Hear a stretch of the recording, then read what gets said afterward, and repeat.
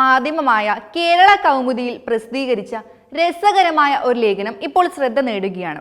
വളരെ നാടൻ ശൈലിയിൽ എഴുതിയിരിക്കുന്ന ഈ ലേഖനത്തിൽ നർമ്മവും ആക്ഷേപഹാസ്യവും നിറഞ്ഞു നിൽക്കുന്നു.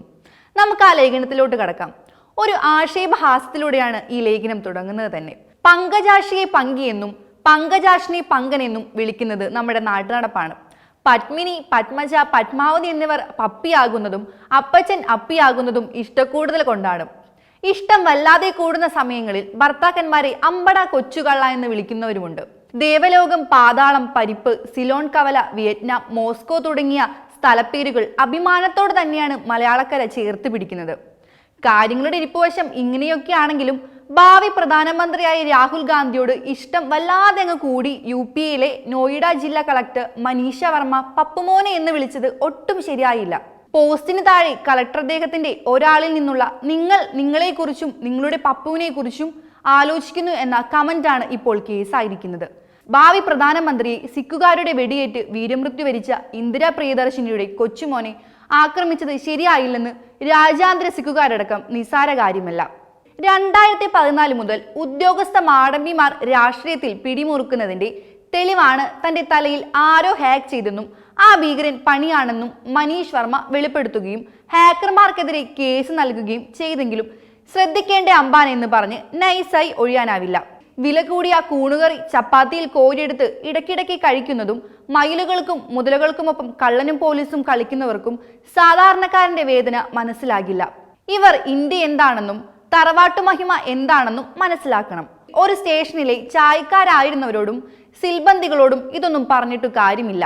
സംവദിക്കാനുള്ള സെൻസും സെൻസിബിലിറ്റിയും സെൻസിറ്റിവിറ്റിയും എല്ലാവർക്കും കിട്ടുന്നതല്ലെന്ന് ദി കിങ് എന്ന സിനിമയിൽ കളക്ടറായ മമ്മൂക്ക പറഞ്ഞിട്ടുണ്ട്. ഒരാളെയും വ്യക്തിപരമായി കടന്നാക്രമിക്കരുതെന്ന് ഗാന്ധിജിയും നെഹ്റുവും എത്രയോ വട്ടം പറഞ്ഞിരിക്കുന്നു. ഒരുപാട് പൊരുത്തക്കേടുകൾ ഉണ്ടായിട്ടും ആദ്യ രാഷ്ട്രപതിയായ ഡോക്ടർ രാജേന്ദ്ര പ്രസാദിനെയോ സുഭാഷ് ചന്ദ്രബോസിനെയോ ഏതെങ്കിലും ഓമന പേരിൽ പണ്ഡിറ്റ് നെഹ്റുജി വിളിച്ചിട്ടില്ല. ചായക്കാരനായ മോദിജിയെ ചിലർ ചായ്വാൽ എന്ന് വിളിച്ചത് ഇതുമായി കൂട്ടി വായിക്കരുത്. ചായക്കാരനെ പിന്നെ എന്തു വിളിക്കണം? 2014 നരേന്ദ്രമോദി പ്രധാനമന്ത്രി സ്ഥാനാർത്ഥിയായി BJP പ്രഖ്യാപിച്ചപ്പോൾ നേതാവ് മണിശങ്കർ അയ്യരാണ് അങ്ങനെ വിളിച്ചത്. ചായക്കാരൻ ഇന്ത്യയിൽ പ്രധാനമന്ത്രിയാവുകയോ എന്നൊരു നടുക്കത്തോടെയായിരുന്നു പ്രതികരണം. ഡൂൺ സ്കൂളിലും വിദേശത്തും പഠിക്കാത്ത സായിപ്പിനെ പോലെ ഇംഗ്ലീഷ് പറയാൻ അറിയാത്ത പുവർ ഫെലോ ലോകത്തെ ഏറ്റവും വലിയ ജനാധിപത്യ രാജ്യത്തെ നയിച്ചുള്ള ദുരന്തത്തെക്കുറിച്ച് ഓർത്ത് അയർജി അറിയാതെ പറഞ്ഞു പോയതാണ്. ഗുളികൻ വായിൽ എങ്ങനെയോ വന്നുപോയി എന്ന് പറയുന്നതാവും ശരി. മോദിക്ക് വീണ്ടും ചായ വിതരണം ചെയ്യാൻ ആഗ്രഹമുണ്ടെങ്കിൽ എന്തെങ്കിലും സംഭാവന ചെയ്യാമെന്ന് അദ്ദേഹം സദുഷ്യത്തോടെ പിന്നീട് തിരുത്തുകയുണ്ടായി. നാടെങ്ങും ചായക്കടകൾ തുറന്ന് BJP-ക്കാർ ഇതിനോട് പ്രതികരിച്ചതോടെ അതൊരു വലിയ പ്രശ്നമായി മാറി. 2017 ഗുജറാത്ത് നിയമസഭാ തിരഞ്ഞെടുപ്പിൽ മോദിയെ നീച്ചാത്മി എന്ന് വിളിച്ച നിലപാട് ഒന്നുകൂടി വ്യക്തമാക്കുകയും ചെയ്തു. പിന്നീട് മരണത്തിന്റെ വ്യാപാരി, ചൗക്കിദാർ ചോർഹെ, രാവണൻ തുടങ്ങിയ വിശേഷണങ്ങളും ഉയർന്നു. സോണിയാജി, രാഹുൽജി, പ്രസിഡന്റ് മല്ലികാർജുൻ ഖാർഗെ എന്നിവരായിരുന്നു ഇതിന് പിന്നിൽ.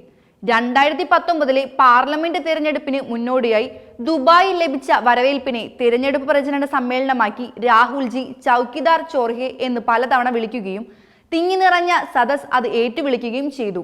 അന്ന് അത് റെക്കോർഡ് ചെയ്ത ചില പഹയന്മാർ ഇപ്പോഴും അത് സൂക്ഷിക്കുന്നുണ്ട്.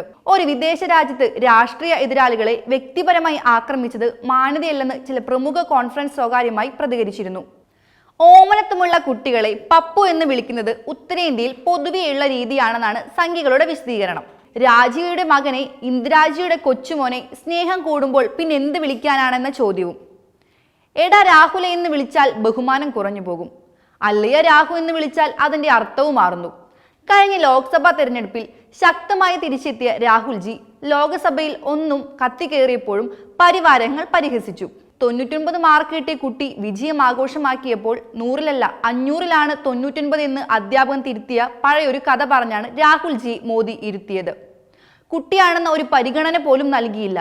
എന്തായാലും സർക്കാർ ഉദ്യോഗസ്ഥർ ഇത്തരം കഥകൾ പറയുന്നതും സമൂഹ മാധ്യമങ്ങളിലൂടെ ചില പേരുകൾ വിളിക്കുന്നതും ശരിയാണോ എന്ന ചോദ്യവുമായി ആരെങ്കിലും കോടതിയെ സമീപിച്ചേക്കാം. സിഖ് സമുദായം മോദിയുടെ ഭീഷണി നേരിടുകയാണെന്ന അടുത്തിടെ രാഹുൽജി അമേരിക്കയിൽ പ്രസംഗിച്ചതും ശുദ്ധഗതിക്കാരായ കുട്ടിയായതുകൊണ്ടായിരുന്നു. സിഖുകാരനെ തലപ്പാവ് ധരിക്കാനും കൃപാൻ കൊണ്ടു നടക്കാനും താടിയും മുടിയും വളർത്താനുള്ള സ്വാതന്ത്ര്യം ഇല്ലാതാക്കാനാണ് ഫാസിസ്റ്റ് സർക്കാരിന്റെ നീക്കമെന്ന് പ്രസംഗിച്ചിരുന്നു. അതാണെങ്കിൽ വൈറലാവുകയും ചെയ്തു. ദേശസ്നേഹികളായ സിഖുകാർക്ക് വലിയ ഇഷ്ടമാണെന്ന് ഓർമ്മിപ്പിക്കാനും മറന്നില്ല. ആവേശം കൊണ്ട യുവ സർദാക്കന്മാരും സർദാറിനികളും രാഹുൽജിയെ പപ്പുജി, പപ്പുഭായ് എന്നൊക്കെ വിളിച്ചറിയിക്കുന്ന റിപ്പോർട്ടുകൾ ഉണ്ടായിരുന്നു. 1984 ഇന്ദിരാജിയുടെ കൊലപാതകത്തിന് തൊട്ട് പിന്നിലുണ്ടായ സിഖ് വിരുദ്ധ കലാപത്തിൽ ആധാരം സിഖുകാർ വിധിക്കപ്പെട്ടതിൽ സർക്കാരിന് പങ്കില്ലായിരുന്നുവെന്ന് എല്ലാവർക്കും അറിയാം. എന്നാൽ അദ്ദേഹം കൊച്ചുകുട്ടിയായിരിക്കുമ്പോൾ വൻമരം വീഴുമ്പോൾ താഴെയുള്ള പുല്ലും ചെടിയും നശിക്കുന്നത് സ്വാഭാവികമാണെന്ന് ആരോ എപ്പോഴോ പറഞ്ഞതിൽ രാഹുൽജിക്ക് പങ്കില്ലെന്ന് പറഞ്ഞതും വളരെ ശരിയാണ്. എന്തായാലും വളരെ ഇൻട്രസ്റ്റിംഗ് ആയ ഈ ലേഖനം വായനക്കാർ ഏറ്റെടുത്തിരിക്കുകയാണ്.